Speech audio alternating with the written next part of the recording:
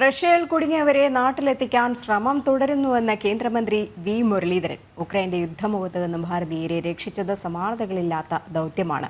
വ്യാജ റിക്രൂട്ടിംഗ് ഏജൻസികൾക്കെതിരായ നടപടി തുടരുന്നുണ്ട്. പ്രധാനമന്ത്രി, വകുപ്പ് മന്ത്രി ഡോക്ടർ കേന്ദ്ര വിദേശകാര്യമന്ത്രി ഡോക്ടർ എസ് ജയശങ്കർ എന്നിവരുടെ ഇടപെടൽ വളരെ വലുതായിരുന്നുവെന്നും മോദി സർക്കാരിൽ ന്യൂനപക്ഷങ്ങൾക്ക് ആശങ്കകളില്ലെന്നും കേന്ദ്രമന്ത്രി തിരുവനന്തപുരത്ത് പറഞ്ഞു. വിനോദ് ചേരുന്നുണ്ട് വിവരങ്ങൾ നൽകാനായിട്ട്. വിനോദ്, എന്തായാലും ഈ റഷ്യയിൽ അകപ്പെട്ടവരെ തിരികെ ഉടനെ എത്തിക്കുമെന്നുള്ള കാര്യങ്ങൾ പറയുന്നു. അതിൻ്റെ പ്രോസസ്സൊക്കെ തന്നെ നടക്കുകയാണെന്നൊന്ന് പറയുന്നു. മറ്റൊന്ന് എന്ന് പറയുന്നത്, ഈ യുക്രൈനിൽ അകപ്പെട്ടവരെ തിരികെ കൊണ്ടുവന്നത് എന്ന് പറയുന്നത് മന്ത്രി പദവിയിലെ ഏറ്റവും അഭിമാനകരമായ ഒരു ദൗത്യമായി താൻ കാണുന്നു എന്നുകൂടെ കേന്ദ്രമന്ത്രി പറഞ്ഞു വയ്ക്കുകയല്ലേ? തീർച്ചയായും രജനി, നമുക്കറിയാം ഉക്രൈനിൽ കുടുങ്ങിയ ഭാരതീയരെ രക്ഷിക്കുന്നതിൽ സർക്കാർ, പ്രത്യേകിച്ച് നമ്മുടെ പ്രധാനമന്ത്രി നരേന്ദ്രമോദി, അതേപോലെ തന്നെ വിദേശകാര്യ മന്ത്രാലയം, അതിന്റെ വകുപ്പ് മന്ത്രിയായിട്ടുള്ള ഡോക്ടർ ജയശങ്കർ, അതേപോലെ തന്നെ സഹമന്ത്രിയായിട്ടുള്ള മലയാളി വി മുരളീധരൻ തുടങ്ങിയവർ ഇക്കാര്യത്തിൽ നടത്തിയ ഇടപെടൽ നമുക്കെല്ലാം മാത്രമല്ല നിരവധി വിദേശ രാജ്യങ്ങളിൽ കുടുങ്ങിയ ഭാരതീയരെ രക്ഷിക്കുന്നതിൽ ഭാരത സർക്കാർ കാണിച്ചിട്ടുള്ള നിശ്ചയദാർഢ്യം, അതുപോലെ തന്നെ അതിന്റെ പ്രവർത്തനങ്ങൾ ഒക്കെ വിജയകരമായിട്ട് തന്നെ പര്യവസാനിക്കുന്ന ഒരു സാഹചര്യമാണുള്ളത്. അതിലൊക്കെ നേതൃപദവിയിൽ പ്രവർത്തിക്കാനും അതിന്റെ ഭാഗമാകാനും കഴിഞ്ഞത് ഏറെ അഭിമാനമെന്നാണ് വിദേശകാര്യ സഹമന്ത്രിയായിട്ടുള്ള വി മുരളീധരൻ പറഞ്ഞത്. അത് മാത്രമല്ല, ഉക്രൈനിൽ നിന്നും രക്ഷപ്പെട്ട് നാട്ടിലെത്തിയ മലയാളികളായ വിദ്യാർത്ഥികൾ, മെഡിക്കൽ വിദ്യാർത്ഥികൾ, അവരാണ് ഇത്തവണ ആറ്റിങ്ങലിൽ NDA സ്ഥാനാർത്ഥിയായി മത്സരിക്കുന്ന വി മുരളീധരന് തെരഞ്ഞെടുപ്പിൽ കെട്ടിവെക്കാനുള്ള തുക കൈമാറിയത് അവരാണ്.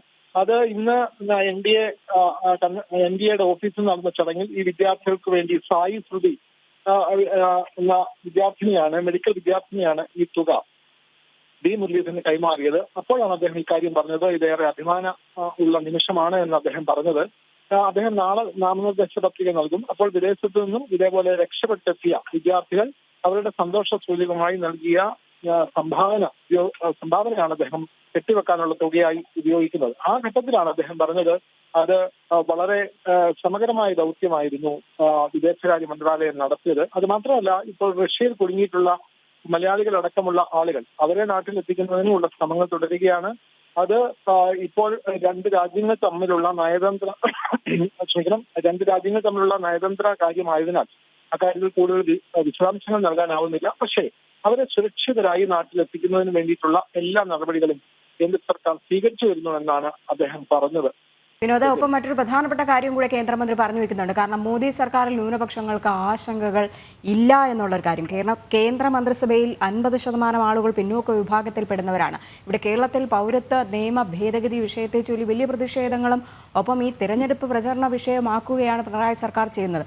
ആ CPMന്റെ ആ ഒരു വിഷയത്തിൽ കൂടെ കൃത്യമായ ഒരു മറുപടി നൽകുകൂടെ തന്നെയല്ലേ കേന്ദ്രമന്ത്രി വി മുരളീധരൻ ചെയ്യുന്നത്?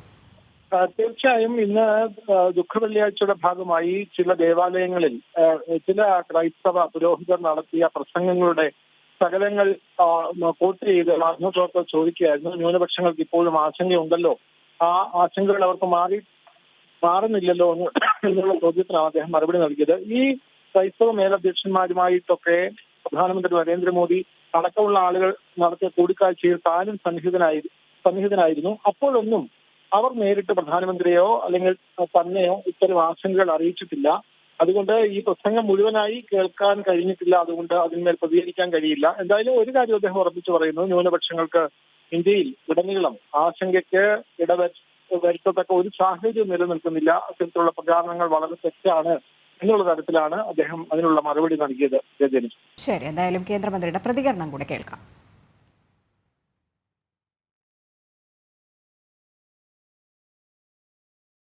ഈ കാലഘട്ടത്തിൽ ഏറ്റവും സന്തോഷവും സംതൃപ്തിയും നൽകിയിട്ടുള്ള ദൗത്യം വിദേശത്ത് ദുർഘട സാഹചര്യങ്ങളിൽ ഉണ്ടായിരുന്ന ഇന്ത്യൻ പൗരന്മാരെ തിരിച്ചെത്തിക്കാൻ വേണ്ടി നടത്തിയ ശ്രമങ്ങൾ, ആ ശ്രമങ്ങളിൽ പങ്കാളിയാകാൻ സാധിച്ചു എന്നുള്ളതാണ്. ആ ദൗത്യങ്ങൾ വിജയകരമായിട്ട് നടത്താൻ സാധിച്ചത് തീർച്ചയായിട്ടും പ്രധാനമന്ത്രി നരേന്ദ്രമോദിജിയുടെ നേതൃത്വവും ഡോക്ടർ ജയശങ്കർജിയുടെ മാർഗനിർദ്ദേശത്തിൻ്റെയും അടിസ്ഥാനത്തിലാണ്.